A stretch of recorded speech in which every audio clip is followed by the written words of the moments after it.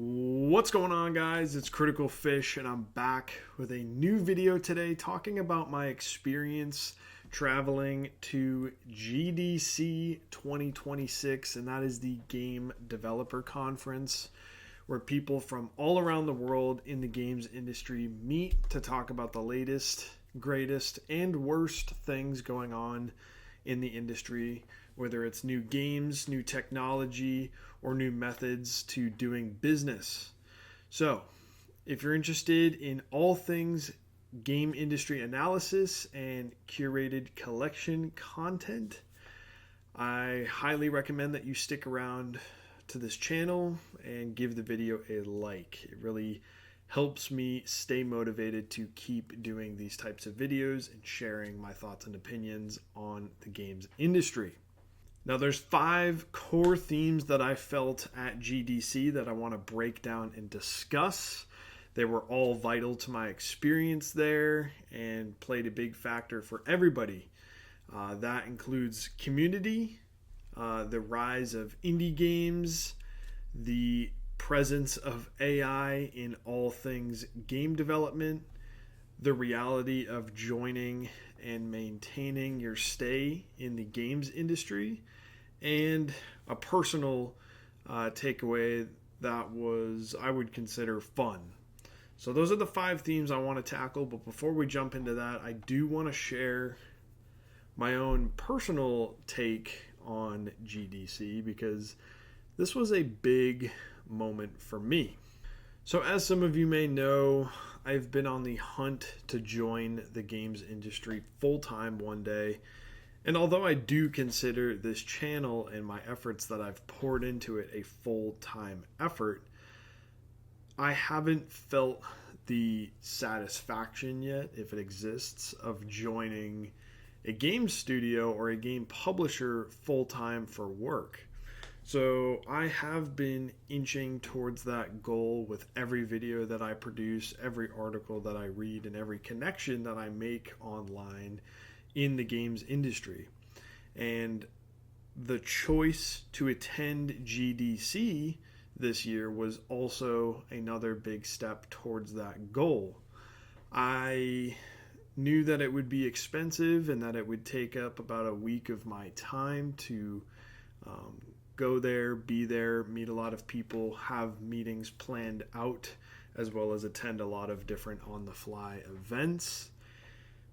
And I was kind of nervous to attend because it would be a solo trip. I had never been to California before, and I didn't really know what to expect going into the event. I'm very happy to say that after returning from this trip, that it was a major success. And that goes for a lot of different factors, right? This was a massive moment for me in terms of meeting people that I had never met before in person that I highly respected. I got to meet people like Mark Cerny, who's the lead architect of the PlayStation system. I got to meet a lot of developers of Xbox, specifically Bethesda and Rare. I got to meet PlayStation developers from Insomniac and Naughty Dog. I met the director of marketing at Yacht Club Games, and Celia Schilling was super nice and very welcoming. So there was just a lot of people that I got to meet.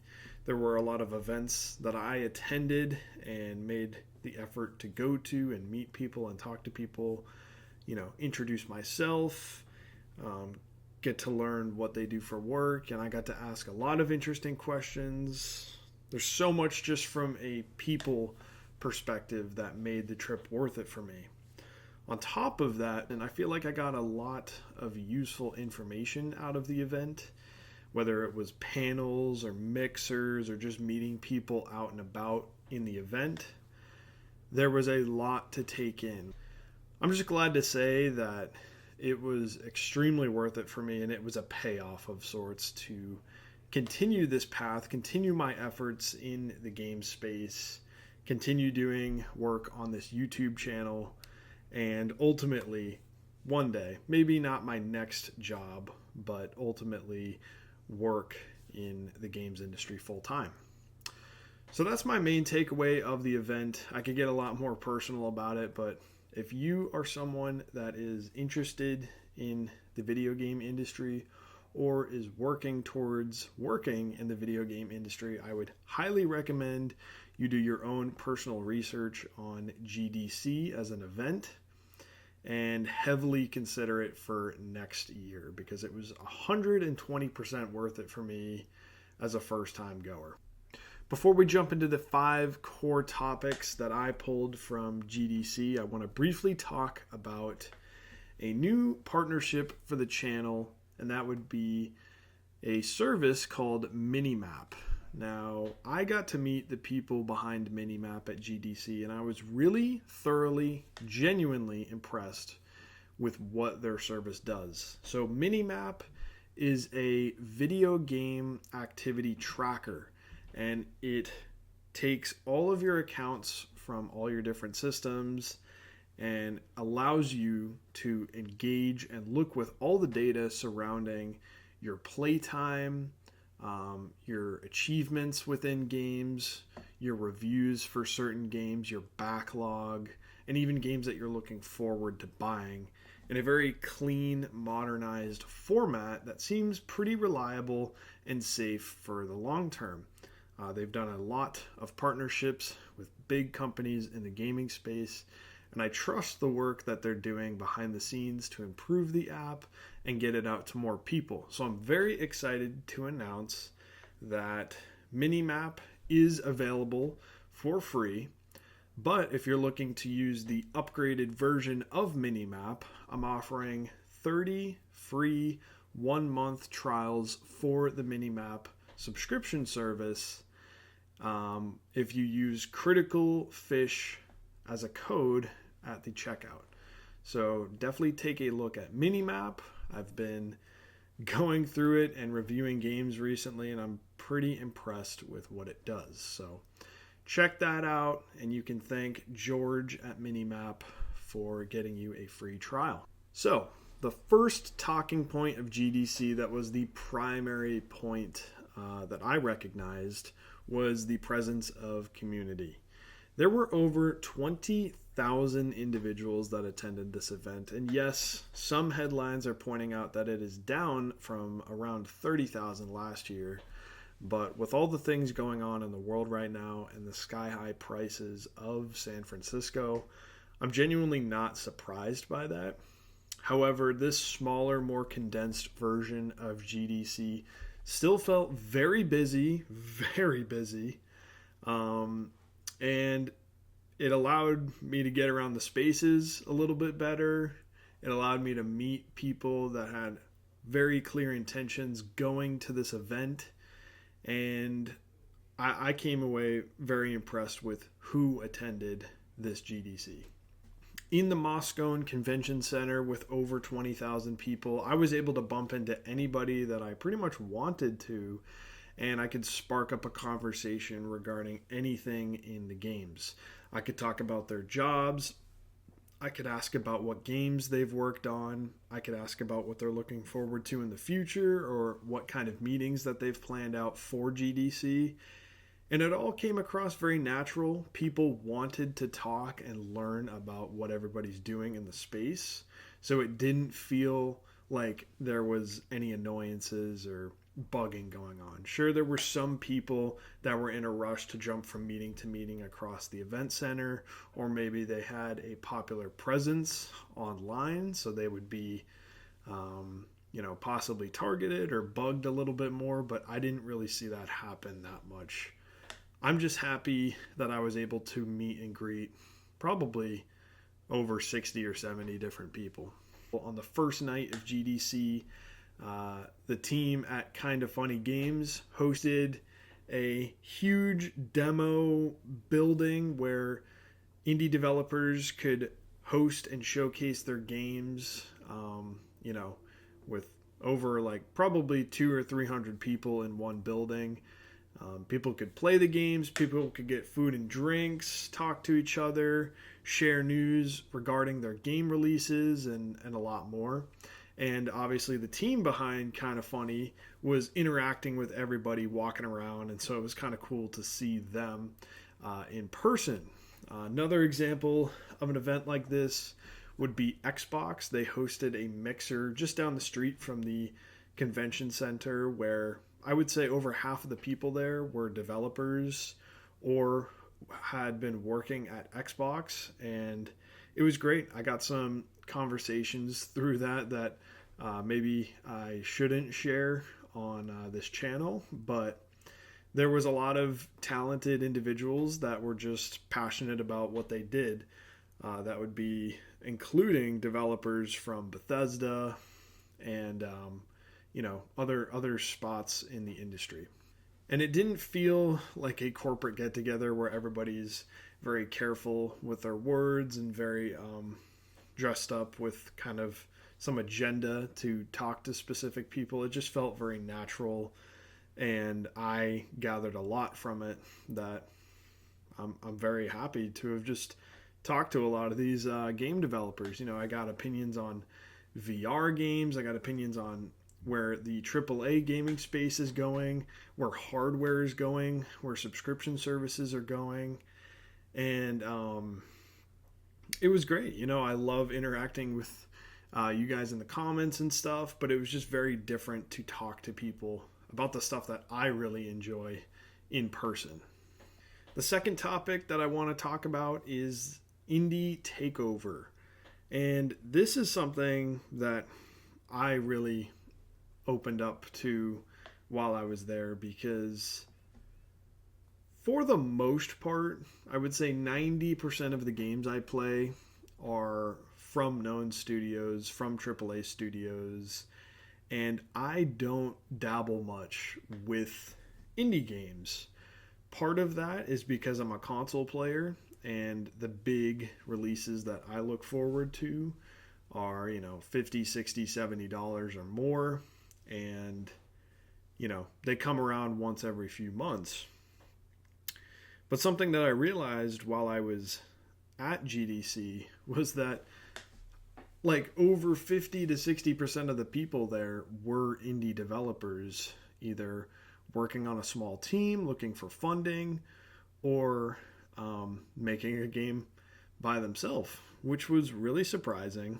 A lot of these people were younger or in college, and just showed a lot of passion for their own ideas that they wanted to put in games. And it made me think about the fact that I need to branch out my scope in terms of what games I look forward to when I'm playing games.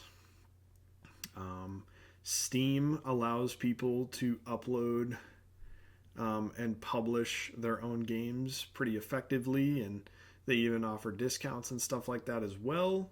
And I will say a majority of PC games only support Windows, which is partially why I don't know too much about that side of it. But the vibe I got was that a lot of people play on PC, they're on Discord, they're on Reddit, and they're building little communities of people that also really enjoy these little works of art. So I plan to be much more involved in the indie scene going forward, at least in terms of coverage and possibly playing and promoting these types of games, because that's where I felt a lot of the passion coming from out of this event. I will have a dedicated video talking about the best indie games that I've played at GDC, as well as at PAX East, which is coming up. So look forward to that video. Just as a tease, a few of the games that I really enjoyed were called Barkcore, which was a dog platforming fighting game, Gunstoppable, which was a first-person roguelike, and Whisk, which was a two-player co-op game that was also first-person and physics-based. Another thing to just kind of double down on the fact that indies are really big was that one of the two award ceremonies at GDC was purely for indie games, and that would be games made by students or small teams or people from across the globe that had published really, really great games. Um, and another wake up call was that I did not know almost a single one of them. So I would be listening to what these games were, who was getting nominated, what categories, you know, made certain games get put in a spotlight. And there were also like visuals as to what these games looked like and played like. And I was thoroughly impressed. So I wrote down a few. Some of the games that were mentioned were called Titanium Court, Eclipsium, 13Z, The Zodiac Trials, and Horses. So I'm definitely going to be checking these out, and I'll probably mention them in the GDC and PAX East Indie Games video that I plan to release soon. The third topic of GDC was definitely the presence of AI. And while this is kind of a short section for me, it was kind of an overlooming topic of the entire event. Probably not as much as GDC 2025 from what I heard, but there was definitely an acknowledgement of the importance of AI in game development going forward. It's kind of this undeniable technology that will serve as a big tool for a lot of game developers and creators and publishers to utilize, maybe not instead of people, but kind of as an extension of what you can do for your team or for your job. There were a lot of companies promoting certain niches in game development of where you could use AI, whether that was in the infrastructure of multiplayer games or replacing certain assets with AI generated ones, which I'm not a big fan of, but there were all types of companies promoting their own AI applications and products and services for game development. So some people were all in checking those out, going to the panels that dealt with those topics, and some people were completely against it. So obviously it's quite a big spectrum.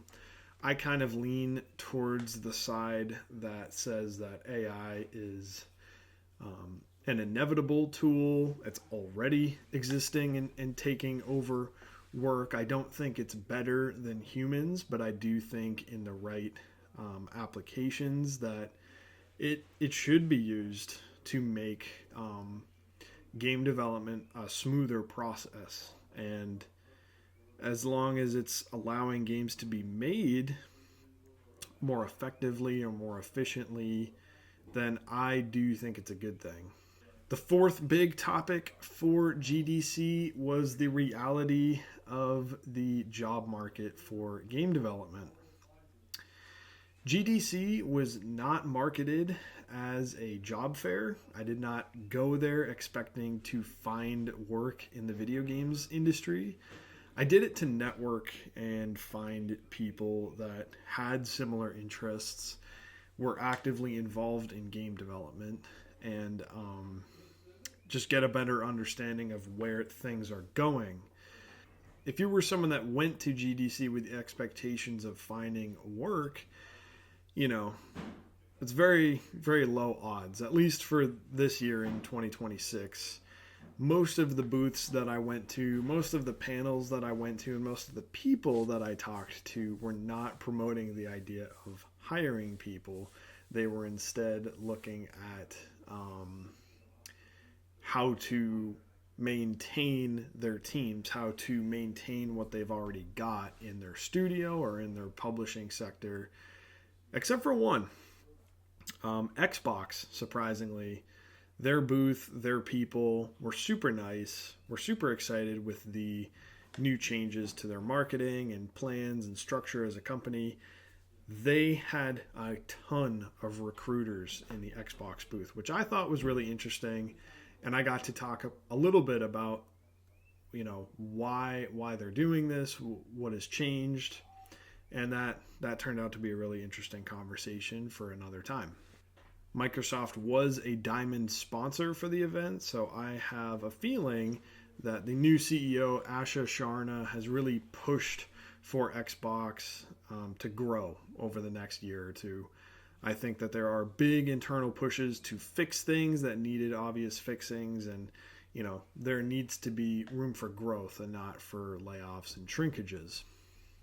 Overall, just the theme of the job market being rough was a very talked about topic. A lot of people that I did bump into were looking for new work or were scared of layoffs. But honestly, knowing that that was a common theme kind of, gave some reassurance to the fact that it's not like a you problem. It's more of just how the industry is operating right now. And the fifth takeaway of GDC was, after all the planning, after all the talking and questions and trying to get leads and meeting certain people, at the end of the day, after that was all figured out, it was a really fun event. Although I went solo and I didn't know anybody there, I came out of the event knowing a lot of people, having a lot of fun, whether that was out by myself or getting food and drinks with other people, socializing at the mixers. It was just a very uplifting experience. I expected this trip as a whole to be probably 50%, active networking and work related stuff, and 50% vacation time, like downtime. It really turned out to be like 90% work, but I never felt tired or exhausted. I felt uplifted and motivated to keep meeting people. And so that just kind of showed me that if you're in the right space with the right people, it doesn't necessarily feel like work. So I really enjoyed that. So those were the 5 topics and some of the takeaways that I had from my experience at GDC. Obviously, GDC is not the only video game developer conference that exists. It's just one of the biggest ones, and it's had some radical changes to improve it, bring more people in, and overall just shake things up for a lot of new people entering the industry. I'm really glad that I got to go, and if anybody is still watching at this point, I feel like you should really take the time to figure out what your next steps could be to get to a place like this where you can talk to a lot of game industry people. They might be brand new, they might be veterans, but it was a very impactful event, and I can't wait to go next year. So yeah, that's my takeaway. PAX East is coming up relatively quickly, so I will also be going to PAX East 2026 and hoping to meet some great people out of that. So again, thanks for watching. Let me know if you have any questions about GDC or PAX East or any of my future content, and take it easy.